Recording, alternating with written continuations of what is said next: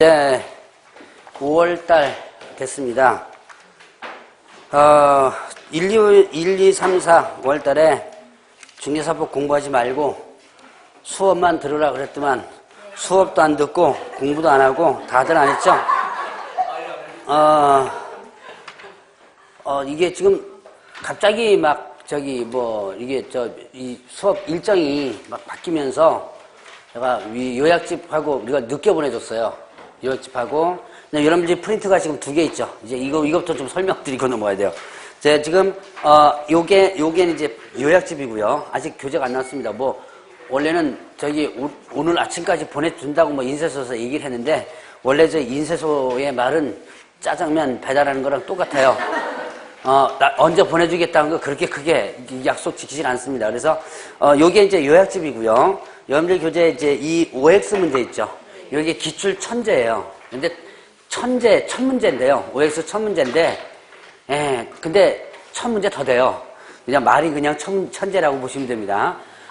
일단 2개가 각관으로 나올 거예요. 지금 이거를 여기다가 합쳐달라고 그러는데 합치면 두께가 엄청 두꺼워져요. 이게 제 요약집이 150페이지거든요. 그럼 천재가 130페이지인데 그걸 2개 합치면 벌써 280페이지가 되죠. 그래서 오히려 그런 거 합치는 것보다는 따로따로 만드는 게 더 낫다 싶어서 제가 원래 가지고 있는 원고인데 그냥 이걸 그냥 줬어요. 그래서 지금 기출 천재와 그냥 요약집과 아마 지금 진도로 아마 이렇게 나갈 겁니다. 원래는 이제 오늘 프린트물 별도로 1장짜리 있었죠.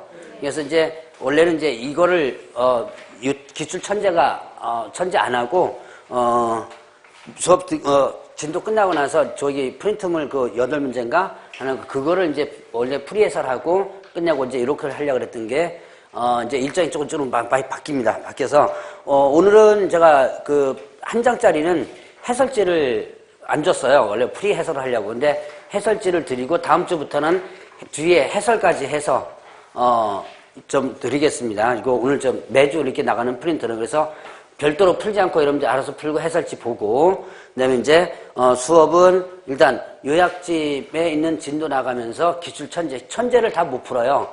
제가 아까 얘기한 말이 천재지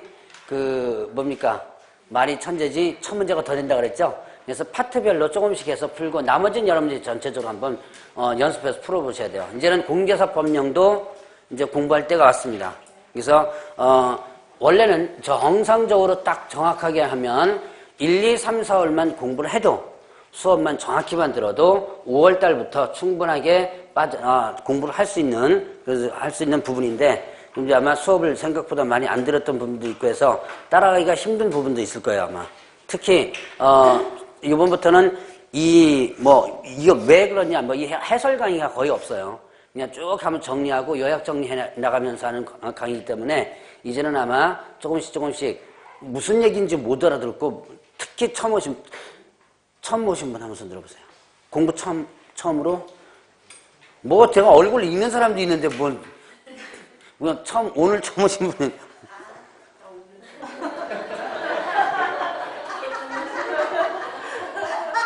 자, 일단 그럴 수도 있습니다. 그래서 특히 이전에 공부를 하셨던 분들 빼고 처음으로 공부하셨던 분들은 제 강의 못 따라갈 거예요. 그래서 이전에 공부했던 분들도 마찬가지로 5월 달부터 시작하면 상당히 따라가기 힘들고, 그 다음에 또 1, 2차를 같이 처음으로 공부하시는 분들은 일단은 1차에 치중하고 2차는 일단 수업만 조금 듣고 따라갈 때, 좀 이제 수업 외적으로다가 여러분이 별도로 좀 공부를 좀 해주시는 분도 있습니다.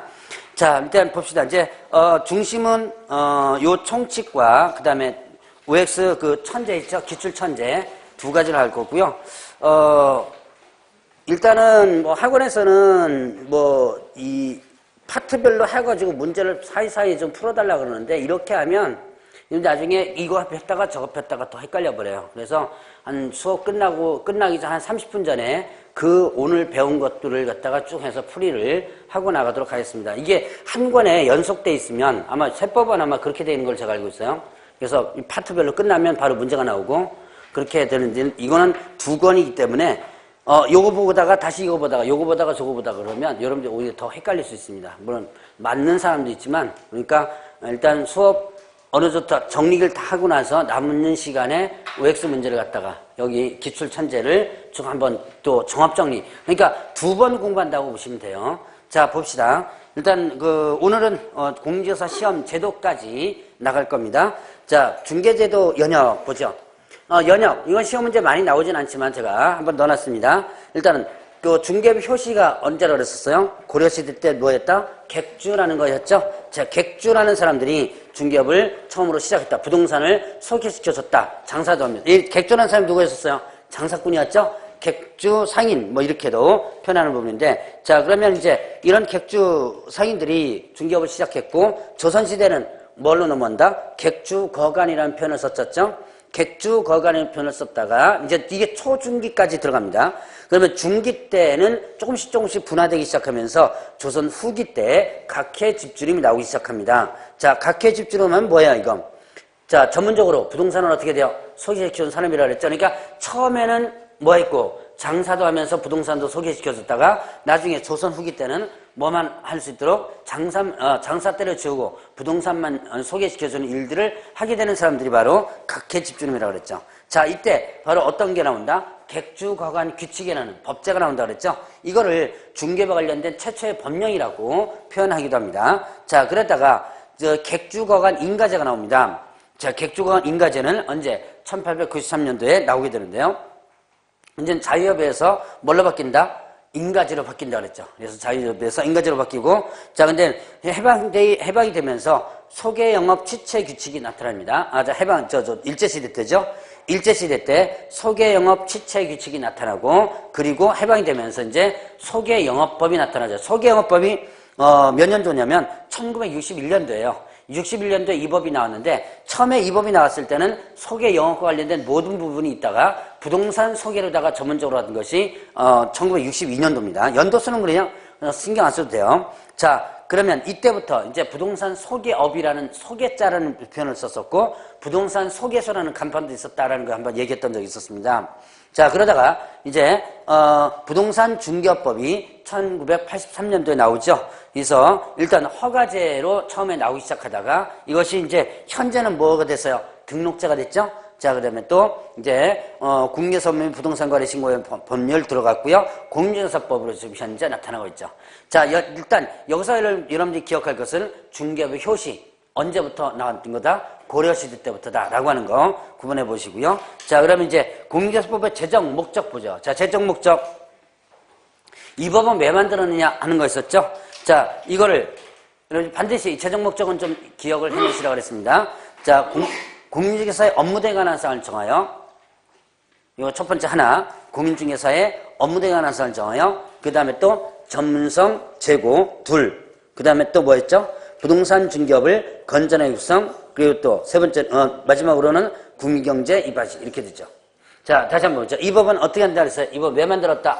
공인중개사의 업무 등에 관한 사항을 정하여, 그 다음에 또 전문성을 제고하고, 그 다음에 또 부동산 중개업을 건전하게 육성하여 국민경제 이바지함을 목적으로 한다 그랬죠. 자, 그러면 이거를 다시 한번 구분한다면 크게 네 가지로 나올 수 있다. 자, 공인중개사의 업무 등에 관한 사항을 정하여, 업무 등에 관한 사항을 정한다 그랬죠. 사항을 정하여 이렇게 씁니다. 정하여, 그 다음에 그 전문성을 뭐하고 재고, 전문성을 재고 올린다는 얘기죠. 그 다음에 또 부동산 중개업을 어떻게 한다 그랬어요? 건전하게 육성한다 그랬죠. 육성하여, 그 다음에 또 국민경제 이바지함을 목적으로 한다 그랬죠. 자, 이 제정 목적은 여러분들이 반드시 좀 기억을 해놓으라라고 했었습니다. 자, 제정 목적 가장 먼저 공인중개사의 업무 등에 관한 사항을 정한다 그랬죠. 자, 여기에 개업공개사의 업무 등에 관한 사항은 자, OX 틀립니다. 개업공개사와 공인중개사, 소속공개사 세 가지는 반드시 기억을 해놓으셨어요. 자, 공인중개사 문구가 들어가는 건 세 가지입니다. 뭐 있죠? 그냥 공인중개사, 그 다음에 또 개업공개사, 소속공개사. 자, 그러면 일단 공인중개사는 의미가 뭐였죠? 공인중개사는 의미가 이 법에서 자격을 취득한 자. 그 다음에 소속공개사는요? 의미가 뭐였었어요? 개업공개사에 소속된 공인중개사로서 취직한 사람이라고 그랬죠. 업무를 수행하거나 보조하는 자. 그 다음에 개업공개사는요. 이 법에서 개설 등록한 자 이렇게 했죠. 자, 그래서 이렇게 공인중개사, 개업공개사, 소속공개사 그 공인중개사 명칭 들은 세 가지 개념은 완전히 틀리기 때문에 자 여기다가 개업공개사의 업무 등을 완성한다. 소속공개사 업무 이것도 틀리겠죠. 자 요거 조심하시고 그 다음에 전문성을 뭐한다? 제고한다 그랬죠. 자 이거 공신력 제고한다. 맞다 틀리다? 네, 공신력 높이는 게 아니라 전문성을 높이는 거예요. 자 그 다음에 부동산 중개업을 건전하게 육성한다. 자 부동산 중개업, 부동산 중개 업무를 육성한다. OX 틀리다 그랬죠. 자 그 다음에 또 자, 부동산업을 건전하게 육성한다. 이것도 틀리다 그랬습니다. 자, 그래서 업무 건전하게 육성 틀리고 부동산업 건전하게 육성 이렇게 틀리다. 라고 했었죠. 자, 그 다음에 또 건전하게 육성한다 그랬어요. 건전하게 뭐 지도한다. 이런 거 틀립니다. 규율한다. 틀리고요. 자, 이런 문구 나오면 다 틀리다. 라고 했었죠. 자, 그 다음에 또 국민경제에 이바지한다. 이거는 국민의 재산권 보호에 기여한다. OX 재산권 보호에 기여한다. 틀리죠? 국민경제 이바지 이렇게 구분한다. 자, 그래서 이 재정 목적은 여러 갈래로다가 문제가 나올 수 있는 부분이 있습니다. 그래서 반드시 이렇게 해서 정리해 놓으시라. 자, 다시 한번 보면 공인중개사의 업무 등에 관한 사항을 정하여 전문성을 제고하고 그 다음에 부동산 중개업을 건전하게 육성하여 뭐 한다 그랬어요? 국민경제 이바지함을 목적으로 한다라고 했었죠. 자, 재정 목적은 이렇게 한번 정리를 해보시기 바랍니다. 이게 틀린 부분은 문구를 하나하나씩 한번 체크를 해보시면서 넘어가셔야 되는데요. 자, 그러면 이제 거기 보니까 공인중개사법의 성격 부분 나오죠. 자, 이거는 시험 문제 딱 한 번 나온 부분이 있는데요. 여러분들이 일단 구분을 해보시라. 자, 일단 공인중개사법은 어떻게 된다? 공인중개사법은 부동산 중개에 있어서는 무슨 법 성격이다? 네, 일반법 성격이라고 그랬죠. 일반법 혹은 또 뭐라 그랬어요? 기본법이다. 그러니까 부동산 중개는 기본적으로 뭐가 적용된다? 부동산 중개는 기본적으로 뭐가 적용된다? 공인중개사법이 적용된다 그랬죠. 자, 다른 법이 적용되지 않고 기본적, 일반적으로 중개사법이 적용된다 그랬고 민법과 상법에 있어서는 어떻게 돼요? 특별법적인 성격이라고 그랬죠. 민법과 상법에 있어서는 특별법적인 성격이다. 자, 그러면 일단은 부동산 중개는 민사관계라고 그랬죠. 민사관계이기 때문에 기본적으로 뭐가 적용된다? 원래는 민법이 적용돼 줘야지만 되죠. 그런데 민법이 아닌 중개사법이라는 별도 법이 있죠. 그렇기 때문에 중개사법이 먼저 적용되고 관련 규정이 없을 때 뭡니까? 민법이 적용된다. 자, 그다음에 상법에서 특별법 성격이라고 그랬죠. 부동산 중개업 하면 뭐라 그랬어요? 부동산 중개업 하면 소위 말하는 장사하는 거라고 그랬죠. 자, 그럼 장사하는 건데 그러면 장사에 관련된 기본법보다 상법이라고 그랬죠. 그러면 이제 상법이 적용돼야 되는데 중개사법이라는 별도 법이 있죠. 그래서 중개사법이 먼저 적용되고 그리고 나서 관련 규정 없으면 상법이 적용된다. 그래서 상법에 있어서 한 단계 뛰어넘는 규정들이 상당히 많죠. 자, 그래서 특히 뭐 우리 법인의 등록 기준 같은 데 보면 이런 내용들이 상당히 많이 나옵니다. 자, 그러면 보죠. 이제 이런 그 특별법 성격이고 그다음에 또 중간법이라고 그랬습니다. 공법적 성격과 그다음에 또 사법적 성격, 공법적인 성격과 사법적 성격이 모두 혼합되어 있다라고 했었죠. 자, 그러면 이제 법령의 구조, 법령의 구성. 여러분들 교재 요약집은 안 나왔습니다. 자, 그러니까 우리들 법령이란 뭘 얘기한다 그랬어요? 법률. 자, 이거는 여러분들 교재는 안 나왔지만 한번 보고 넘어가죠. 자, 법률, 그 다음에 시행령, 그 다음에 또 뭐 있다? 시행, 규칙이 있다 그랬죠.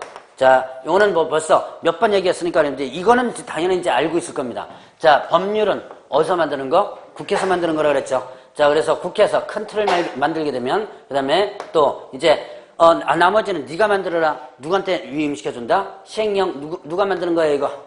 대통령이 만드는 거죠. 그래서 대통령이 만든다 그래서 이 시행령을 다른 말로 뭐라 그런다? 대통령령 이렇게 표현한다 그랬죠. 자, 근데 대통령이 얘네도 바쁘니까 나는 요만큼만 만들겠다. 중간 틀을 만든다 그랬죠. 세부적인 내용은 누가 만든다? 시행 규칙. 이건 누가 만드는 거예요? 각 부서에서 만드는 거라 그랬죠. 그래서 이걸 뭐라 그런다? 부령이라고 표현한다 그랬죠. 자, 그래서 시행 규칙을 다른 말로 보다 부령. 근데 대통령은 한 사람이니까 이름 안 붙이는데 이거는 여러 부서니까 이름 붙인다 그랬죠. 그래서 여기다가 각각의 담당 부서명을 붙는다. 공인중개사법의 시행규칙을 뭐라 그런다 그랬어요? 공인중개사법 시행규칙을 국토교통부령이라고 한다 그랬죠. 그래서 국토교통부령 이렇게 표현한다 그랬습니다. 국토교통부령. 자, 아까 문제 풀 때 잠깐 얘기했던 부분 한번 정리해 봅니다. 자, 중개사법에서는 뭐뭐는 대통령령으로 정한다, 뭐뭐는 국토교통부령으로 정한다, 이런 식이 많아요. 근데 이게 가끔씩 몇 년에 한 번씩 시험 문제 튀어나옵니다. 자, 대통령령으로 정한다 이거를 국토교통부로 정한다고 하고요. 국토교통부로 정한다를 대통령령으로 정한다 이렇게 표현하는데 이렇게 바꿔서 문제를 내요. 자, 24회 때 문제 나왔습니다. 그리고 25, 26회 때 문제 안 나왔었어요. 그러면 이제 올해는 문제 나올 가능성이 상당히 높습니다. 그래서 올해는 난이도가 상당히 높을 거다. 중개사법 뻥이면 다행이지만 그런데 아마 작년에도 제가 강의할 때 난이도 상당히 높게 나올 거다라고 했더만 뻥이었거든요. 그래서 올해도 뻥이면 다행이지만 아마 뻥은 아닐 것 같은 느낌이 들어요. 올해는요. 자, 일단은 이 대통령령으로 정한다, 국토교통부로 정한다, 여기에서 구분하는 방법. 물론 다 그렇진 않습니다. 다 그렇진 않은데 대통령령은요, 어떤 요건이나 기준은 대통령령으로 정한다가 많아요. 자, 이거는 이제 여러분들이 이거 대통령령으로 정한다, 국토교통부로 정한다, 이거요. 암기하면요, 칸이 없어요. 이거 100몇 개 조문이에요. 문장이. 그 100몇 개를 갖다가 뭐뭐는 대통령으로 정한다. 이게 제가 예전에 한번 합해보니까 한 100몇 개가 되더라고요. 그거 다 암기할 필요 없죠? 그래서, 자, 다는 아닌데 대부분 그렇습니다. 대부분 요건이나 기준은 뭐로 정한다? 대통령령으로 정한다고 많고요. 자, 국토교통부로 정한다는요, 요거는, 서식, 서류, 그 다음에 날짜. 다는 아니라 그랬습니다. 그럼 대부분의 형태가, 많은 형태가, 100%는 아니에요. 많은 형태가, 자, 이렇게 구분하면 돼요. 자, 아까 제가 문제 잠깐 풀 때 뭐랬어요? 이런 거 있죠? 자격증. 국토교통부령은 점에서 자격증 교부한다. 등록증 교부한다. 이런 식으로 되거든요. 그러니까 증과 관련된 부분. 이건 뭐예요? 서식과 관련되죠? 제출 서류, 구비 서류. 이런 거 대부분 어디서 나온다? 국토교통부에서 나와요. 자, 요것만 구분하면 여러분들이 이 두 가지만 구분하면 혹시나 이런 문제 나왔을 때 대충 때려 맞출 수 있습니다. 반드시 이건 아니라 그랬어요.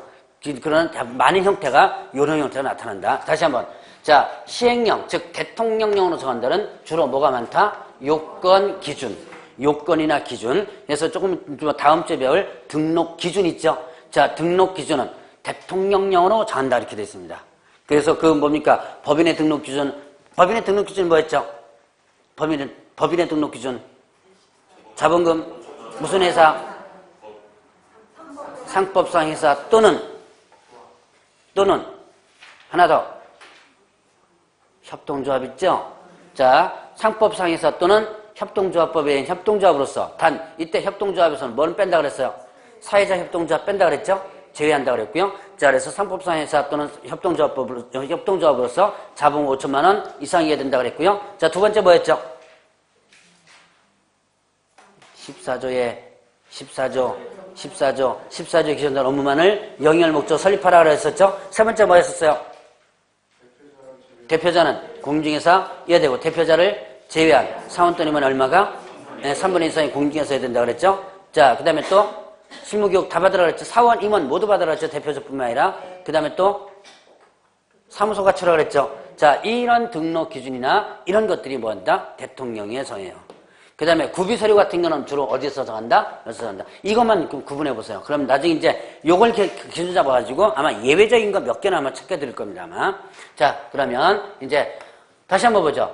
대통령령으로 정하는 데는 주로 뭐와 뭐가 있다?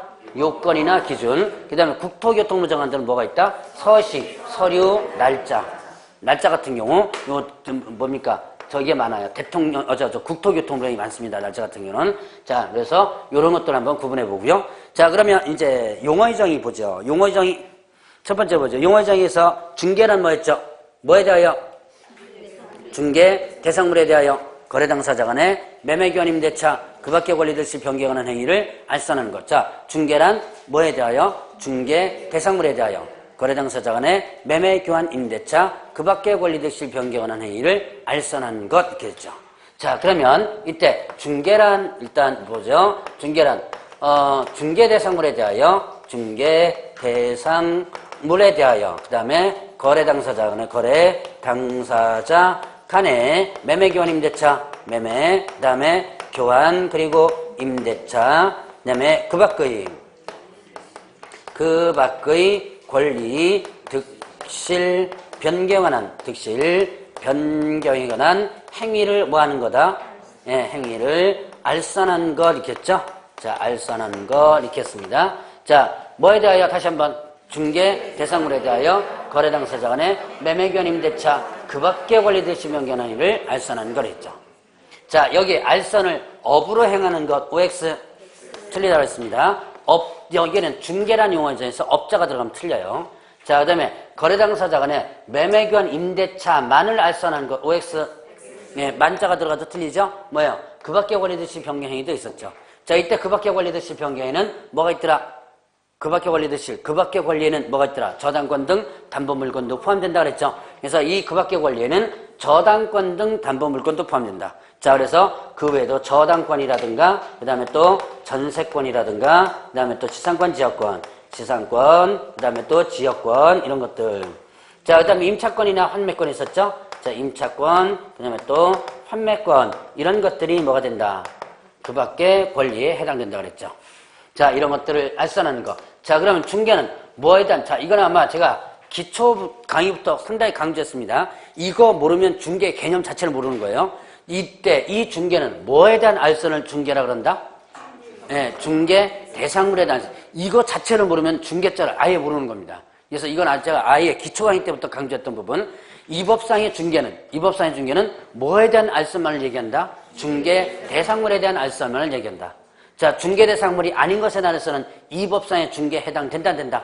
안 된다 그랬죠. 그래서 제가 예를 들었던 게 있죠. 금전 소비대차 알선에 부수하여 저당권 설정 행위를 알선했다면 이때는 어떻게 된다? 이 법상의 중개에 해당이 된다. 자, 금전 소비대차 알선이라고 한다면 어떻게 돼요? 금전 소비대차 알선 요것만 있다면 이거는 이 법상의 중개가 아니라 그랬죠. 왜냐? 금전 알선한 거, 금전을 알선했죠. 금전은 뭐가 아니다? 중개대상물이 아니라 그랬죠. 자, 근데 거기에 부수해가지고 뭐를 저당권 설정이나 알선했다면 결국은 어떻게 된다? 이 법상의 중개에 해당된다 그랬죠. 자, 그 다음에 이 법상의 이런 중개는 거래 당사자 쌍방으로부터 의뢰받은 것뿐만 아니라 일방으로부터 의뢰받은 것도 중개에 해당된다 그랬죠. 자, 그래서 이런 중개와 관련된 부분 기본적으로 정리를 좀 해놓으시라라고 했었어요. 자, 그럼 여러분들 교재 보면 중개의 유형과 종류가 있는데요. 자, 이거는 기본적 개념으로서는 좀 알아두시고 넘어가시기 바랍니다. 요즘은 시험 문제 많이 나오지 않는데 예전에 상당히 많이 나왔던 부분 중에 하나. 자, 상사중개와 민사중개가 있고요. 지시중개와 참여중개가 있었죠. 상사중개는 뭘 상사중개라고 그랬어요? 상사중개란 뭘 상사중개라고 한다? 타인 간에 뭐를요? 상행위를 알선하는 것. 자, 타인 간에 상행위를 알선하는 것을 뭐라 한다? 상사중개라고 한다 했죠. 자, 그래서 이 상사중개의 대표적으로서 장사를 알선하는 거라 그랬죠? 제가 대표적인 예를 들었어요? 무역상사 예를 한번 들었던 적이 있었죠? 그래서 무역상사. 그래서 이거는 무역, 즉 수출입을 알선한다. 이건 장사를 알선하는 거죠. 대표적인 예에 상사중개에 해당된다 그랬죠. 자, 그러면 민사중개란 상사중개 외의 중개를 모두 뭐라 한다? 민사중개라고 그랬죠. 그래서 민사중개는 대표적인 게 뭐 있다? 부동산중개, 혼인중개, 직업중개 이런 것도 있다. 그래서 여러분들이 배우는 부동산중개는 무슨 중개에 해당한다? 무슨 중개? 예, 민사중개에 해당한다. 상사중개가 아닌 뭐예요? 민사중개다라고 하는 거 여러분들이 조심을 하라고 그랬었죠. 자, 그래서 상사중개는 주로 상법을 적용하지만 민사중개는 각각의 개별법이 적용된다 그랬죠. 자, 그다음에 지시중개와 참여중개, 개입 정도에 따라서 지중개, 참여중개가 있더라라고 했습니다. 이때 지시중개란 어떻게 돼요? 지시중개란 거래성립과 무관하게 보수를 받는 거 이렇게 했었죠. 그래서 중개대상물에 대한 사진 등을 일정 기간 전시하고 그에 관한 보수를 받는 전시중개라고도 한다. 이게 지시중개를 다른 말로 뭐라고 표현한다? 전시중개 이렇게도 표현을 한다라고 했었죠. 그래서 자, 지시중개는 단순한 소개만 해주고 보수받는 것이고 그 다음에 참여중개는 거래가 성사되어야지만 보수받는 것이다. 그래서 지시중개로서 제가 예를 들었던 게 있었죠. 뭐 있었어요? 옛날에 90년도 때까지 있었던 2000년대부터 없어졌다고 한번 예를 들었던 거 있었죠. 뭐 있었어요? 부동산 전시장. 자, 이 부동산 전시업 이게 대표적인 예로 지시중개에 해당된다 그랬죠. 자, 그러면 전시를 해놓고 전시 뭘 받는다 그랬었어요? 수수료를 받았었다 그랬죠? 이게 뭐죠? 지금은 없어졌다. 그래서 지시중개를 다른 표현으로는 전시중개 이렇게도 표현을 했다라고 했었습니다. 자, 그래서 중개에 대한 기본적 개념을 한번 체크해봤고, 그러면 이제 중개와 다른 개념과의 비교되는 부분 뭐죠? 자, 중개와 다른 개념과의 비교. 일단 여러분들이 이거는 뭐였었어요? 저기 민법에 그 여러 가지 계약 종류 있었죠? 그거와 중개를 비교했었죠? 자, 중개와 그 다음에 또 위임, 대리, 고용, 도급, 현상 거 있었죠? 자, 위임이라든가 그 다음에 대리, 고용, 그 다음에 도급, 그 다음에 현상 광고. 자, 이렇게 해서 지금 5가지를 민법에 있는 5가지 개념과 그 다음에 중개를 비교한다. 자, 이거는 한때는 시험 문제 상당히 잘 나왔었던, 거의 매년 시험 문제 나왔었던 부분입니다. 근데 최근 연도는 시험 문제 안 나오지만 다시 이거는 언제든지 시험 문제 나올 수 있는 그런 여지가 있는 부분이에요. 이건 요즘 시험 문제 안 나오는 이유들이 있어요. 왜냐하면 제가 아마 언제 중개실무 쪽에서도 이런 얘기 했던데, 옛날에는 몰랐는데 지금은 기본적 일반 상식이 되어버린 게 많아요. 어지간한 사람들은 다 알고 있는 거예요. 예를 들어서 부부간의 재산 위임받아야지만 된다는 거, 제가 아마 이 실무사에서 한번 얘기했었죠. 그런 같은 경우는 옛날 한 20년 전이나 30년 전에는 몰랐어요. 그러니까 남편 재산 부인이 아무렇게나 아무 생각 없이 갖다가 팔고요. 그러니까 부인 명의로 된 거 남편이 아무 생각 없이 팔고, 이게 한 30년 전에. 또 소개해주는 사람도 마찬가지였고요. 그러다 보니까 그런 문제들이 어떻게 된다. 그런 문제도 공인중개사 시험에 계속 나왔었어요. 그런데 지금은 어떻게 돼요? 이제 어지간한 사람은 다 공부 안 해도 아는 상식이 돼버렸죠. 그래서 그런 문제는 요즘은 잘 안 나오는 거예요. 그런데 이 부분은 한때는 시험 문제 잘 나왔지만 최근 연도에는 좀 빠집니다. 그러나 언제든지 다시 나올 수 있는 부분 중에 하나예요. 자, 일단은 중개와 이임을 비교한다. 거기 공통점이 뭐 있었어요? 선관주 의무가 있다고 그랬죠? 자, 뭐 이런 빠져 있는 거 뭐 그대로 넘어가면 됩니다. 선관주 의무가 있다. 그 다음에 또 공통점으로서 타인의 사물을 처리하는 것이 하나의 중개와 이임의 공통점이다. 자, 그럼 차이점은 뭐가 된다? 차이점은 일단은 신뢰관계 여부죠. 자, 중개는 신뢰관계를 기초로 하지 않는다. 그런데 위임은 어떻게 한다? 신뢰관계를 기초로 한다 그랬죠. 그 다음에 또 중개는 유상이고요. 중개보수 갔다 하죠. 그 다음에 또 위임은 뭐가 되는 거예요? 무상이 되죠. 자, 그런 차이점도 있다. 자, 그러면 중개는 일의 완성 의무가 있어 없어요? 일의 완성 의무, 중개, 일의 완성 의무.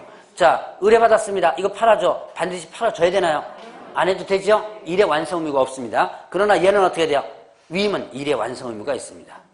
자, 그런 차이점들이 있다. 자, 그 다음에 또 대리와 중개의 공통점과 차이점. 공통점이 뭐라 했죠? 거래 성립에 조력한다 그랬죠? 자, 그럼 차이점은, 자, 이거는 중개는 단순한 제3자에 불과하지만 위임은 어떻게 된다? 위임은 거래 당사자 역할을 하죠? 자, 그 다음에 또 차이점. 자, 이 중개는 사실행위라고 했죠? 이거는 뭐다? 대리는 이건 법률행위에 해당된다. 이거는 사실행위고, 대리행위는 무슨 행위? 법률행위에 해당된다 그랬죠. 자, 그 다음에 또 고용과 일단은 중개 공통점과 차이점. 고용과 중개의 공통점이 뭐였었어요? 타인을 위해서 뭐한다? 노무를 제공하는 거. 옆에다가 썼어요. 목적이 뭐예요? 보수받을 목적으로. 옆에 공통점에다가 타인을 위해서 노무 제공하는 거 옆에다가 하나 더 보수받을 목적이라고 하나 더 적어주세요. 보수받을 목적으로 노무를 제공하는 거예요. 그러니까 당연히 노무 일해주는 게 뭘 받을 목적이에요? 돈 받을 목적 일해주는 거죠? 이게 하나의 고용과 그 다음에 중개에 있어서의 하나의 공통점으로 볼 수 있습니다. 그런데 보수를 받긴 받는데, 자, 중개는 보수를 어떻게 받아요? 일이 끝나야지만 보수받는 거죠. 근데 고용은 어떻게 돼요? 고용은 일 끝나지 않아도 일의 완성과 무관하게 보수받죠. 자, 그 다음에 중개는 지시 안 받는다 그랬죠. 자, 그 다음에 고용은 어떻게 한다? 지시를 받는다 그랬었죠. 자, 그런 차이점. 그 다음에 또 중개와 도급. 자, 중개와 도급에 있어서 공통점과 차이점을 구분해 본다면 공통점이 뭐였죠? 일의 완성이 있어야지만 뭘 받는다? 보수를 받는다. 자, 일의 완성이 있어야지만 보수받는다는 하나의 공통점인데 차이점 뭐죠? 자, 도급 관계에서는 일 주는 사람 도급인이 있고, 그 다음에 또 일 받는 사람 수급이 있었죠. 자, 이때 소급에는 일의 완성 의무가 있다 없다? 도급 관계에서 있다 그랬죠. 도급인은 일 끝났으면 받아라. 수령 의무가 있다 그랬죠. 수령 의무가 있다 그랬습니다. 근데 자 중개관계를 비교해보죠. 자 소급인 성격 가는 사람 누구? 일 받는 사람 누구? 개업 공인중개사죠. 자 그 다음에 또 일 주는 사람 누구? 중개관계 비교합니다. 의뢰인이죠. 의뢰인이 이렇게 되죠. 자 개업 공인중개사는 일의 완성 의무 없다 그랬죠. 자 의뢰인은요 수령 의무 없다 그랬습니다. 자 수령 의무가 없다는 게 무슨 뜻이라고 했어요? 소개시켰는데 얘랑 싫어 거절할 수 있다 그랬죠. 자 그 다음에 또 도급관계에서는요 중개관계와 비교할 때 도급관계에서는 하자가 발생하면 그 하자에 대한 대금을 감액할 수 있습니다. 그런데 중개는 하자가 발생했습니다. 반만 줘. 할 수 있나요? 자 중개에서 하자 발생했다는 게 무슨 뜻이에요? 잘못 중개해줘가지고 거래계약이 무효 취소 해제된 거죠. 자 중개가 잘못돼가지고 중개를 잘못해가지고 무효 취소됐습니다. 내가 잘못했지만 반만 줘라고 할 수 없죠. 아예 못 받아요 여기서는요. 그러나 이거는 하자 발생 분에 대한 대금 감액만을 청구할 수 있는 거죠. 그런 부분들을 차이점들을 구분해 보고요. 자 현상 광고와 그다음에 중개에 있어서 차이점과 공통점이 뭐였죠? 네, 일의 완성이 있어야지만 뭘 받는다? 보수받는다. 이것이 하나의 중개와 현상 광고의 공통점이다. 자 그러면 차이점들 보죠. 광고의 방법. 자 이거는 현상 광고는 청약을 뭘로 한다? 광고 갖고 한다 그랬죠. 청약을 광고에 갖고 한다. 자 근데 중개는 반드시 광고가 아니죠. 청약하는데. 자 그 다음에 또 현상 광고는 어떻게 한다? 청약을 누구한테 한다 그랬어요? 불특정 다수인. 제가 전부터 얘기를 했었죠. 전부터 옆에 지나가는 모든 사람을 청약하죠.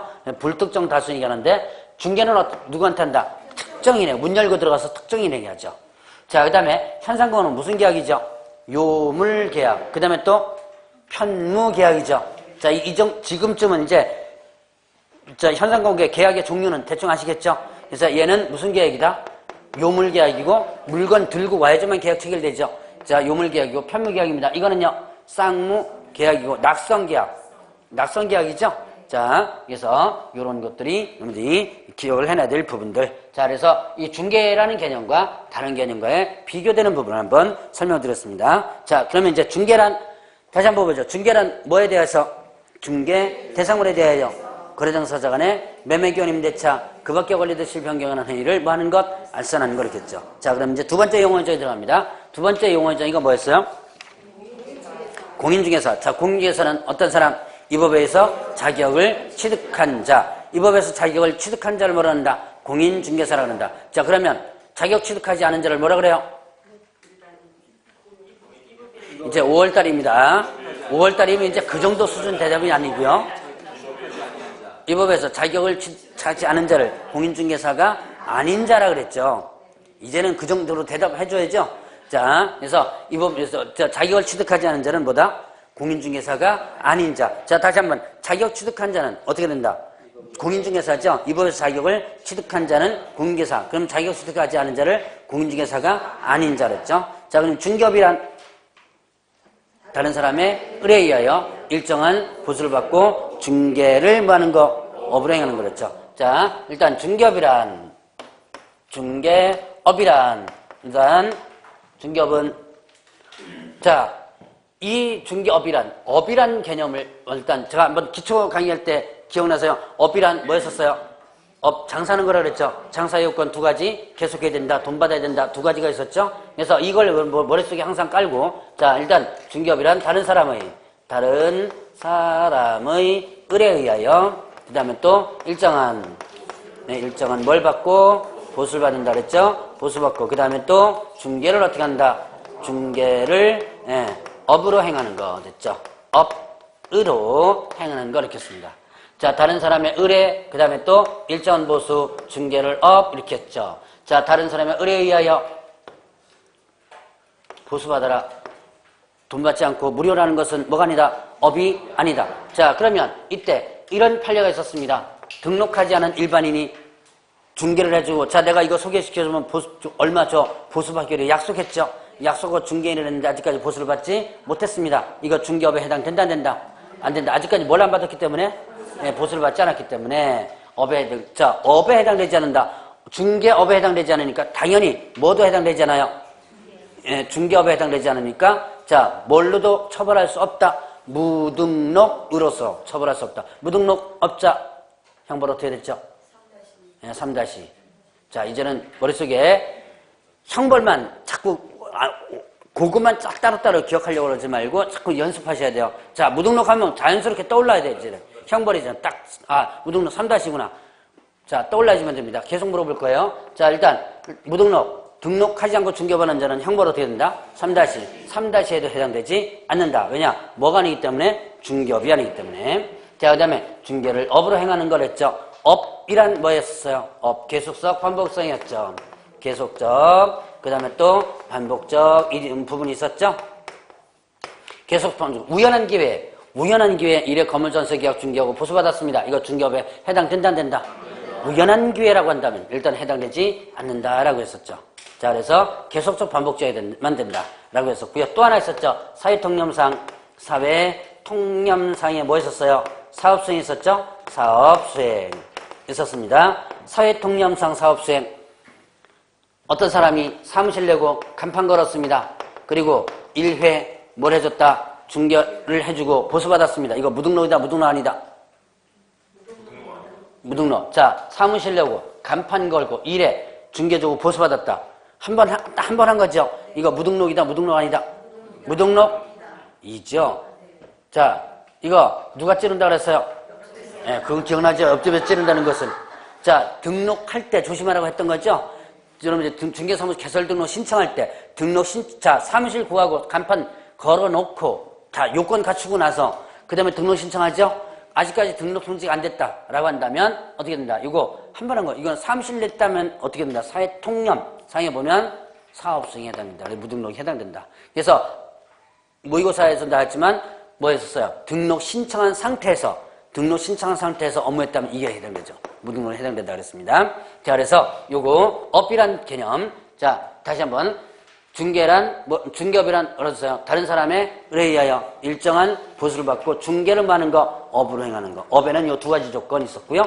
자, 그러면 이때 요게 업이 빠지면 틀려요. 다른 사람의 의뢰에 의하여 일정한 보수를 받고 중개를 행하는 거. OX? 네, 틀리다. 뭐가 제가 뺐어요? 업이 빠졌죠. 자, 그러면 중개업이란 용어의 정의에 이렇게 만들 수 있습니다. 다른 사람의 의뢰에 의하여 일정한 보수를 받고 중개대상물에 대하여 거래하는 것은 매매기원임대 처벌받게 권리듯이 변경하는 행위를 알선하는 것을 업으로 행하는 것. OX? 네, 맞는 내용이에요. 자, 요 중개를 지금 제가 뭘 했죠? 중개에 대한 용어의 정의를 여기다 집어넣었죠? 그래도 중개업 하면 맞는 내용이죠. 그러니까 여러분들이 어떤 글자가 빠지거나 어떤 글자가 더 들어갔다고 해서 이게 OX가 되는 게 아닙니다. 어떤 글자가 빠졌거나 어떤 걸 더 들어갔을 때 그 내용 뜻이 틀려야지만 OX가 되는 것이지 한 더 들어갔다고 해서 틀리거나 그런 건 아니에요. 자, 그런 것들 구분을 해보시고요. 자, 그래서 중개업이란 자, 요거 세 가지 조건이 모두 해당되지만 된다라고 했습니다. 자, 그러면 이제 개업공개사 있었죠? 자, 개업공개사란 뭐였었어요? 개업공개사 이 법에서 뭐 한 자? 네, 중개사무소 개설 등록한 자. 자, 이 법에서 중개사무소 개설 등록한 자를 말한다. 개업공개사란다. 개설 등록한 자를 개업공개사라고 하는데요. 자, 그러면 이때 등록하지 않은 사람을 뭐라 그래요? 등록하지 않은 사람을 아까 공인중개사 명칭은 잘 되세요. 자, 그걸 응용 좀 해보세요. 자, 개업공개사는 등록한 자죠. 그러면 등록하지 않은 사람을 개업공개사가 아닌 자라고 했죠. 자, 이거 별거 아니지만 여러분들이 나중에 문장 나올 때 상당히 중요한 문장입니다, 이게.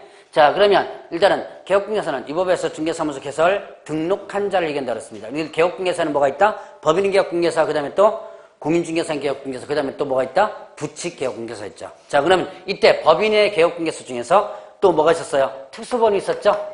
특수법인이 있었다 그랬습니다. 자, 일반 법인은 이 법인은 일반 법인과 특수법인인데 일반 법인은 어떻게 되고요? 일반 법인은 등록기준 갖춰서 등록한 법인은 일반 법인이라고 했죠? 특수법인이란 뭐다? 이거를 강의할 때 보면 일반적으로 교재 같은 데도 마찬가지로 많이 뭐라고 되냐면 특수법인 이렇게 많이 써요. 근데 실제 시험 문제에서는 특수법인 이렇게 잘 안 나와요. 우리가 뭐라고 나오냐면 다른 법률에 의해서 뭐예요? 중개업을 할 수 있는 법인. 할 수 있는 법인. 이렇게 나옵니다. 자, 그래서, 시험 문제. 여러분들 이제 강의 들을 때는 투수법인 이렇게 강의 듣다가 나중에 문제에서 다른 법률에서 중개업을 할 수 있는 법인 이렇게 나오면 붕 떠버립니다. 말이 완전히 바뀌어지죠. 자, 다른 법률에서 중개업을 할 수 있는 법인을 뭐라고 한다? 특수법인이라고 한다 그랬습니다. 자, 그러면 특수법인, 즉 다른 법률에서 중개업을 할 수 있는 법인은 그게 네 가지가 있었죠. 교재 네 가지 나오죠. 뭐뭐뭐 했었어요. 지역노동조합, 지역산림조합, 산업단지관리기관, 그 다음에 또 하나 자산관리공사 있었죠. 자, 그러면 보죠. 자, 여기서 농협동조합과 지역 농협이 있었고요. 그 다음에 또 지역 산림조합이 있었죠. 그 다음에 또 산업단지관리기관이 있었고, 그 다음에 또 자산관리공사가 있었습니다. 여기서 등록을 안 하고도 바로 중개사법상에 등록을 안 하고 바로 중개업할 수 있는 법인이 있었다. 뭐 있었어요? 지역농협동조합, 지역산림조합, 산업단지관리기관 요 세 개는 등록을 안 하고도 바로 중개업을 할 수 있었죠. 그러나 자산관리공사는 어떻게 돼요? 자산관리공사는 등록을 해야지만 중개업을 할 수 있는 부분이죠. 자, 그런 차이점들 구분해 보고요. 자, 그 다음에 또 이 네 가지 법인은 중개사법에서 두 가지가 일단 적용 배제되죠. 자, 일단은 뭐가 배제된다? 이 네 가지 법인은 중개사법에서 등록 기준. 자, 법인의 등록 기준이 일단 배제되죠. 자, 등록 기준 다시 한번 물어봅니다. 법인의 등록 기준 무슨 회사 또는 상법상에서 또는 등록 기준 물어보고 있는 중입니다. 다음 주에 배울 거. 아직까지 적응이 안 되죠. 상법상 회사 또는 상법. 그게 이제 기억나야 돼요. 상법상 회사 또는 그거 제외된다 그랬죠. 농협동조합이 나오죠. 협동조합. 그 농업 빼고 협동조합이 협동조합. 뭡니까? 상법상 회사 또는 협동조합으로서 농업조 빼고요. 농협조 빼면 들어가면 안 됩니다. 협동조합. 이때 뭐는 제외한다? 사회적 협동조합은 제외한다 그랬죠. 사회적 협동조합은 공익적 협동조합이라고 했어요. 자, 상법상 회사 또는 협동조합으로서 잡은 거 얼마? 5천만 원 이상이 된다. 그 다음에 또 두 번째가 뭐였죠? 14조에 규정된 업무만을 영위할 목적으로 설립하라 그랬죠. 세 번째는요. 대표자는 공개사유 대표자를 제외한 사원대는 얼마가? 3분의 1 이상이 공개사야 된다. 그 다음에 실무교육 다 받아라. 사무실 갖추라. 근데 얘네들은 그런 등록 기준 적용이 안 된다. 자, 대표자 공인중개사 해야 된다. 농협동조합 조합장이 공인중개사 해야 된다. 이게 말이 안 되죠? 그래서 이런 적용 자체가 되지 않는다는 얘기예요. 자, 그 다음에 또 분사무소 책임자 있었죠. 자, 분사무소 책임자는 원래 누게 된다? 공인중개사 이게 된다 그랬죠. 자, 분사무소 책임자는 원래는 공인중개사야 돼요. 근데 여기는 공인중개사가 아니어도 된다 그랬죠. 이거는 일단 자, 두 가지는 이 네 개 다 적용이 배제되는 겁니다. 그 다음에 농협은요, 특별한 또 하나 이제 특혜 규정이 있었죠. 업무 보증 얼마 이상 설정하라. 1천만 원, 1천만 원 이상 뭘 설정하라? 보증 설정하라 그랬죠? 그러면 산림조합, 산업단지관리기관, 자산관리공사는요, 보증 설정해야 돼요? 안 해도 돼요? 해야지만 된다 그랬죠? 자, 나머지 특수법인 보증 설정 해야지만 된다. 근데 얼마? 일반 법인과 같이 2억, 1억이에요. 주된사무소 2억, 분사무소 2억을 설정해줘야지만 됩니다. 자, 그래서 요거 특수법인, 일단 다른 법률에서 중개업을 할 수 있는 특수법인 업무지역 어딜까요? 업무지역 전국입니다. 전국. 그리고 중개대상물. 자, 문제는 이제 업무지역은 일단 전국이에요. 근데 문제는 중개대상물이 문제입니다. 중개대상물, 중개사법에 있는 중개대상물 그게 모두 적용된다 안 된다? 안 된다 그랬죠. 자기 업무 영역과 관련된 부분에서 적용된다 그랬죠. 자, 농협은요. 농협은 뭐에 대해서만? 농지. 그 다음에 산림조합은요. 네, 임야, 임목까지 들어갑니다. 임목. 그 다음에 또 산업단지관리기관은 공장 용지 건물에 대해서, 자산관리공사는요 거기에 유입된 비업무용 부동산이나 수탁부동산에 대해서만 뭐가 된다? 중개를 해줄 수 있는 부분이 있다. 그러니까 중개대상물에 대해서는 어떻게 한다? 일정 부분 제한했다 라고 보시면 된다 그랬습니다. 자, 그래서 여기까지가 이제 법인 부분이었고, 부칙개혁공개사. 자, 부칙개혁공사는 어떻게 돼요? 지금 현재 자격증 있는 사람 없는 사람? 없는 사람이라고 그랬죠? 자격증 없는 사람이 뭐가 된다? 부책에 의한 개업공개사입니다. 자, 그러면 이 사람들은 새로 신규로 들어올 수 없는 사람이죠. 자, 그래서 부책개업공개사는 옛날부터 자격증 없이 부동산을 계속적으로 해오던 사람들을 부책의 개업공개사라고 그러고 점차 소멸되는 사람이다. 그래서 이 사람들에게 일정 부분에 있어서 이 법에서 제한을 두고 있죠. 자, 일단 제한 두는 거 뭐 있을까요? 예, 업무 지역이 어디로 제한된다? 사무소 소재지 특광도로 제한되죠. 그 다음에 또 사무소 명칭도 하나 못 쓰죠. 공인중개사 사무소라는 명칭도 못 쓰죠. 자, 그 다음에 또 얘네들은 또 업무 영역에서 경업 부분에서 뭐 못해요? 예, 매수시장 대리. 자, 매수시장 대리뿐만 아니라 경매, 공매 업무를 아예 통째로 못합니다.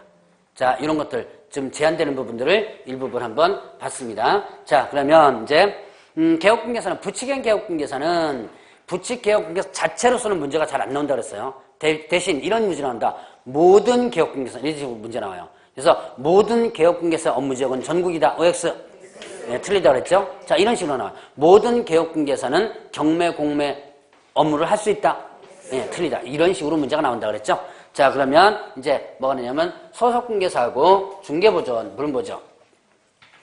자, 소속공개사와 소속공인 중개사가 있습니다. 그 다음에 또 뭐가 있다? 중개보조원이 있다. 중개보조원이 있다 그랬죠? 자, 일단 소속공개사는 어떤 사람? 예, 개업공개사에 소속된 누구로서? 공인중개사로서 업무를 수행하거나 보조하는 자. 자, 얘는 소속돼가지고 공인중개사고요. 자, 그 다음에 또 업무를 수행하거나 그 다음에 또 뭐하는 자? 보조하는 자고. 자, 중개보조원은요? 중개보조는 공인중개사가 아닌 자라 했죠. 자, 얘는 공인중개사가 아니라 그랬죠. 아닌 자로서 공인중개사가 아닌 자로서 개업공개사에 소속되어 중개대 선물은 일반 선물은 단순 업무를 뭐하는 자? 업무를 보조하는 자 이렇게 됐죠. 자, 그러면 이때 소속공개사는 공인중개사 자격 가지고 있고 수행할 수도 보조할 수도 있다. 자, 이때 여기에 소속공개사에는 뭐도 포함한다? 법인에 있어서 공인중개사인 누구도 포함시킨다 그랬어요? 사원 또는 임원을 포함한다 그랬죠? 그래서 공인중개사인 사원 또는 임원을 포함한다 그랬습니다. 공인중개사인 사원 또는 임원을 포함한다라고 하는 거 여러분들 구분을 해놓으시라라고 했었습니다. 자, 그러면 공인중개사가 아닌 사원 또는 임원은 자, 여러분들 사원 또는 임원이 대표자는 공인중개사 되고 대표자를 제외한 사원 또는 임원은 얼마가 공인중개사면 돼요? 3분의 1 이상이면 공인중개사면 되죠? 그러면 이때 3분의 1 이상만 되면 되고 나머지는 공인중개사가 아니어도 되죠? 근데 그 아닌 사람은 소속공개사에 해당된다 안 된다? 안 된다 그랬죠. 자, 이 문장 여러분들 조심해야 돼요. 소속공개사 해놓고 자, 법인에 사원 또는 임원을 포함한다. OX. 소속공개사에다가 사원 또는 임원을 포함한다. 네, 틀립니다. 공인중개사인 사원 또는 임원만을 얘기하는 것이지 여기에 그냥 사원 또는 임원을 포함한다 그러면 틀려요. 그거 조심하시고요. 자, 그러면 또 이제 중개보조 얘기는 그러면 이 공인중개사가 아닌 사원 임원은 역할은 중개보조 역할이죠. 자, 사원 또는 임원은 직원이다 직원 아니다? 직원 아니라 그랬죠. 경영진이라 그랬죠. 자, 경영진이다. 그래서 원래 중개보조원에는 이건 제가 직원 이렇게 했지만 업무 영역으로 따졌을 때는 공인중개사가 아닌 사원 때문에는 업무를 보조할 수 있는 역할만 했죠. 자, 그래서 그런 역할 할 수 있다는 것만 일단 구분해 보시고 의미는 뭐 여러분들이 여기는 공인중개사 빠지면 틀리고 여기는 공인중개사 아닌 자가 뭐 빠지거나 아니면 또 여기 공인중개사는 뭐 공인중개사가 이런 식으로 들어가면 틀리죠. 자, 얘는 업무 수행할 수 있고 얘는 업무 수행할 수 없죠. 자, 그러면 이거와 또 차이점. 자, 중개사법에서 한번 보죠. 소속공개사와 중개보조원의 업무 영역의 차이점 보고 있습니다. 얘는 인장 등록 해야지만 되죠. 얘는 인장 등록 의무 없다 그랬죠. 얘는 업무 수행했을 때 서명 내릴 의무 있다 그랬죠. 얘는요, 서명 내릴 의무 없죠. 자, 중개사법은 아니지만 자, 일단 부동산거래신고법에서도 나오는 게 있죠. 소속공개사는 부동산거래신고 대행해서 할 수 있죠. 근데 중개보조는 부동산거래신고 아예 할 수 없죠. 부동산거래신고를 대행해서 할 수 없다라는 부분. 자, 소속공개사는 매수신청 대리 업무 할 수 있어 없어요? 없죠. 자, 소속공개사 없고 중개보조원도 없죠.